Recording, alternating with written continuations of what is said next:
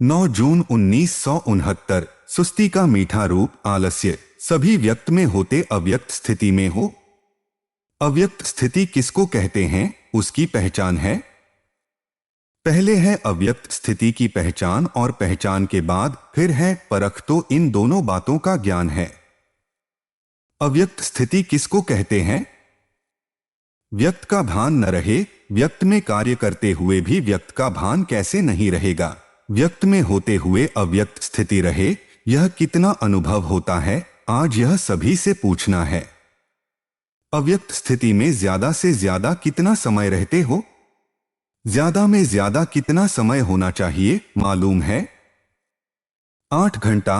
संपूर्ण स्टेज के हिसाब से तो 8 घंटा भी कम से कम है। आपके वर्तमान पुरुषार्थ के हिसाब से 8 घंटा ज्यादा है। कोई ने भी हाथ नहीं उठाया। अच्छा, जो 6 घंटे तक पहुंचे हैं वह हाथ उठाएं। कोई नहीं उठाते हैं। अच्छा, 4 घंटे तक जो पहुंचे हैं वह हाथ उठाए। कोई ने 4 घंटे में, कोई ने 2 घंटे में हाथ उठाया। इस रिजल्ट के हिसाब से कितना समय पुरुषार्थ का चाहिए? कोर्स भी पूरा हो गया, रिवाइज कोर्स भी हो रहा है, फिर भी मेजॉरिटी की रिजल्ट है। इसका क्या कारण है? सभी पुरुषार्थ भी करते हो, उमंग भी है, लक्ष्य भी है, फिर भी क्यों नहीं होता है? अटेंशन कम है। किस बात का अटेंशन कम है? यह तो अटेंशन सभी रखते हैं कि लायक बने, नजदीक आए, फिर भी मुख्य कौन सा अटेंशन कम है जिस कारण अव्यक्त स्थिति कम रहती है? सभी पुरुषार्थी ही यहां बैठे हो। ऐसा कोई होगा जो कहे मैं पुरुषार्थी नहीं हूं। पुरुषार्थी होते हुए भी कमी क्यों? क्या कारण है? अंतर्मुख रहना चाहते हुए भी क्यों नहीं रह सकते हो? बाहर मुक्ता में भी क्यों आ जाते हो? ज्ञानी तू आत्मा भी तो सभी बने हैं। ज्ञानी तू आत्मा समझदार बनते हुए फिर बेसमझ क्यों बन जाते हो? समझ तो मिली है, समझ का कोर्स भी पूरा हो चुका है। कोर्स पूरा हुआ गोया समझदार बन ही गए, फिर भी बेसमझ क्यों बनते हो? मुख्य कारण यह देखा जाता है कोई कोई में अलबेलापन आ गया है, जिसको सुस्ती कहते हैं। सुस्ती का मीठा रूप है आलस्य। आलस्य भी कई प्रकार का होता है, तो मेजॉरिटी में किस न किस रूप में आलस्य और अलबेलापन आ गया है। इच्छा भी है, पुरुषार्थ भी है, लेकिन अलबेलापन होने कारण जिस तरह से पुरुषार्थ करना चाहिए वह नहीं कर पाते हैं। बुद्धि में ज्यादा ज्ञान आ जाता है तो उससे फिर ज्यादा अलबेलापन हो जाता है। जो अपने को कम समझदार समझते हैं वह फिर भी तीव्र पुरुषार्थ कर रहे हैं, लेकिन जो अपने को ज्यादा समझदार समझते हैं वह ज्यादा अलबेलेपन में आ गए हैं। जैसे पहले फले पुरुषार्थ की तड़पन थी, ऐसा बनकर दिखाएंगे, यह करके दिखाएंगे। अभी वह तड़पन खत्म हो गई है, तृप्ति हो गई है, अपने आप से तृप्त हो गए हैं। ज्ञान तो समझ लिया, सर्विस तो कर ही रहे हैं, चल ही रहे हैं। यह तृप्त आत्मा इस रूप से नहीं बनना है। पुरुषार्थ में तड़प होनी चाहिए। जैसे बांधेलियां तड़पती हैं तो पुरुषार्थ भी तीव्र करती हैं, और जो बांधेली नहीं वह तृप्त होती हैं तो अलबेले हो जाते हैं। ऐसी रिजल्ट मेजॉरिटी पुरुषार्थियों की देखने में आती है। हमेशा समझो कि हम नंबर 1 पुरुषार्थी बन रहे हैं, बन नहीं गए हैं। तीनों कालों का ज्ञान बुद्धि में आने से अपने को ज्यादा समझदार समझते हैं। पहले भी सुनाया था ना, जहां बालक बनना चाहिए वहां मालिक बन जाते हो, जहां मालिक बनना चाहिए वहां बालक बन जाते हो। तो अभी बच्चे रूप का मीठा मीठा पुरुषार्थ तो कर रहे हो, राज्य के अधिकारी तो बन गए, तिलक भी आ गया, लेकिन यह ढीला और मीठा पुरुषार्थ अभी नहीं चल सकेगा। जितना शक्ति रूप में स्थित होंगे तो पुरुषार्थ भी शक्तिशाली होगा। अभी पुरुषार्थ शक्तिशाली नहीं है, ढीला ढीला है। पुरुषार्थी तो सभी हैं, लेकिन पुरुषार्थ शक्तिशाली जो होना चाहिए वह शक्ति पुरुषार्थ में नहीं भरी है। सवेरे उठते ही पुरुषार्थ में शक्ति भरने की कोई न कोई पॉइंट सामने रखो।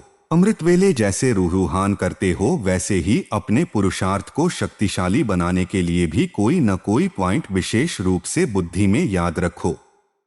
अभी विशेष पुरुषार्थ करने की आवश्यकता है। साधारण पुरुषार्थ करने के दिन अभी बीत रहे हैं। जैसे विशेष फंक्शन आदि के प्रोग्राम रखते हो ना, वैसे अब यही समझना है कि समय थोड़ा है, उसमें विशेष पुरुषार्थ का प्रोग्राम रखना है। यह विशेष पुरुषार्थ करने का लक्ष्य रख आगे बढ़ना है। अगर ऐसी ढीली रिजल्ट में रहेंगे तो जो आने वाली परीक्षाएं हैं उनकी रिजल्ट क्या रहेगी। परीक्षाएं कड़ी आने वाली हैं, उसका सामना करने के लिए पुरुषार्थ भी कड़ा चाहिए। अगर पुरुषार्थ साधारण, परीक्षा कड़ी, तो रिजल्ट क्या होगी। अच्छा, आज तो गोपों से मुलाकात करते हैं। अपने पुरुषार्थ में संतुष्ट हो, चल तो रहे हो, लेकिन कितनी परसेंटेज में। जो समझते हैं हम 75% श्रीमत पर चल रहे हैं वह हाथ उठाएं। कईयों ने हाथ उठाया। अच्छा, मुख्य श्रीमत क्या है। मुख्य श्रीमत यही है कि ज्यादा से ज्यादा समय याद की यात्रा में रहना, क्योंकि इस याद की यात्रा से ही पवित्रता, दैवी गुण और सर्विस की सफलता भी होगी। जो 75% श्रीमत पर चलते हैं उन्हों का याद का चार्ट कितना है। याद का चार्ट भी 75% होना चाहिए। इसको कहेंगे पूरी पूरी श्रीमत पर चलने वाले।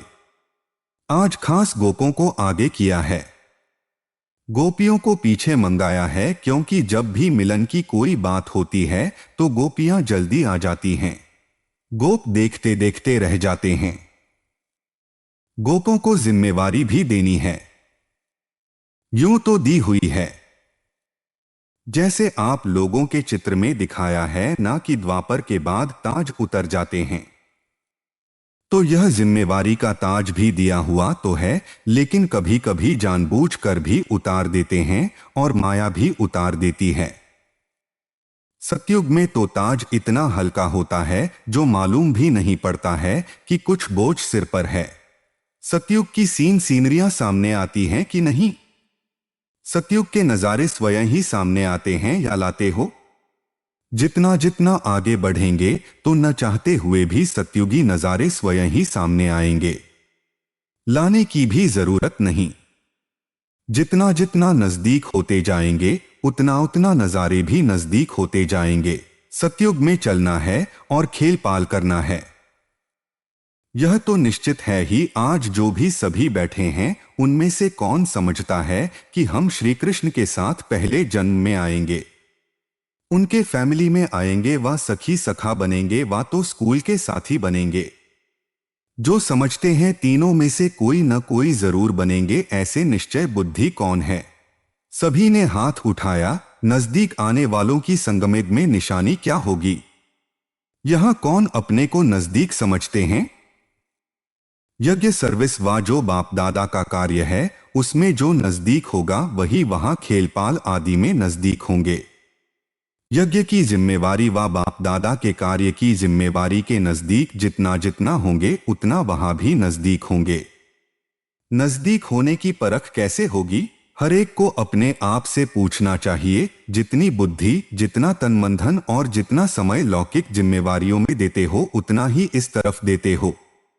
इस तरफ ज्यादा देना चाहिए। अगर ज्यादा नहीं तो उसका वजन एक जैसा है। अगर दोनों तरफ का एक जितना है तो भी नजदीक गिना जाएगा। इस हिसाब से अपने को परखना है। अभी तक रिजल्ट में लौकिक जिम्मेवारियों का बोझ ज्यादा देखने में आता है। खास मुख्य गोपों को यह बातें जरूर ध्यान में रखनी चाहिए कि आज का दिन जो बीता कितना समय लौकिक जिम्मेवारी तरफ दिया और कितना समय अलौकिक व पारलौकिक जिम्मेवारी तरफ दिया। कितने मददगार बने। यह चेकिंग करते रहेंगे तो पता पड़ेगा कि कौन सा तरफ खाली है। सभी प्रकार की परिस्थितियों में रहते हुए भी कम से कम दोनों तरफ एक जितना जरूर होना चाहिए, कम नहीं। उस तरफ कम हुआ तो हर्जा नहीं, इस तरफ कम नहीं होना चाहिए, तो फिर लौकिक जिम्मेवारी के कमी को भी ठीक कर सकेंगे। परमार्थ से व्यवहार भी सिद्ध हो जाता है। कोई कोई कहते हैं पहले व्यवहार को ठीक कर परमार्थ में लगें। यह ठीक नहीं है। तो यह खास ध्यान रखना है। खास गोपों में बाप दादा की उम्मीद है जो गोप ही पूरी कर सकते हैं, गोपियों से नहीं हो सकती। वह कौन सी उम्मीद है? पांडवों का मुख्य कार्य यही है, जो कई प्रकार के लोग और कई प्रकार की परीक्षाएं समय प्रति समय आने वाली भी हैं और आती भी रहती हैं, तो परीक्षा और लोगों की परख यह विशेष गोपों का काम है, क्योंकि पांडवों को शक्तियों की रखवाली करने का मुख्य कार्य है। शक्तियों का काम है तीर लगाना, लेकिन हर प्रकार की परीक्षा और लोगों को परखना और शक्तियों की रखवाली करना पांडवों का काम है। इतनी जिम्मेवारी उठा सकते हो कि शक्तियों के रखवाली की आपको आवश्यकता है। कहां कहां देखने में आता है पांडव अपनी रखवाली की औरों से उम्मीद रखते हैं, लेकिन पांडवों को अपनी रखवाली के साथ चारों ओर की रखवाली करनी है। बेहद में दृष्टि होनी चाहिए, न कि हद में। अगर अपनी ही रखवाली नहीं करेंगे तो फिर औरों की मुश्किल हो जाएगी। अच्छा,